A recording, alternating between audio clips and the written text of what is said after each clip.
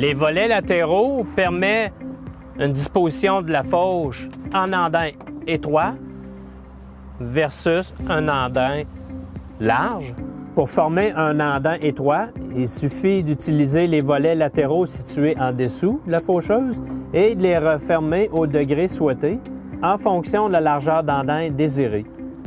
Ainsi, nous pouvons faire correspondre la largeur de l'andin en fonction de la récolteuse utilisée, donc soit la fourragère ou la presse à foin. Le degré d'ouverture également sera fonction de la densité de récolte et le type de plante fourragère pour accélérer ou non le séchage en fonction de notre durée de chantier de récolte. Dans le cas où les volets latéraux ne sont pas suffisamment ouverts pour avoir un andin pleine largeur, il suffit de retirer le volet et ainsi, la largeur d'andin va quasi correspondre à la largeur de fauche.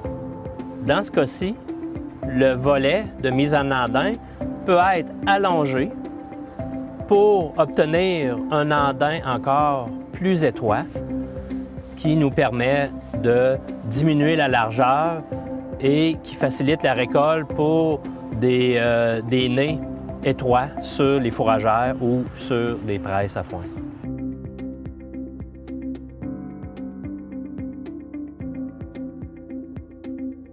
Certains fabricants offrent en option un volet tel que celui-ci ayant deux fonctions.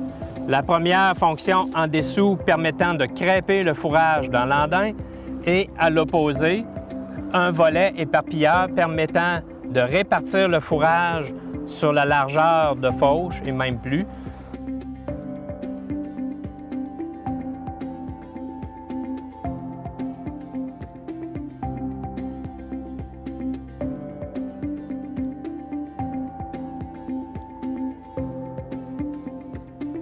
L'ajustement du volet de crêpage est fonction de la densité du fourrage, la longueur de fibre et du type de plante fourragère.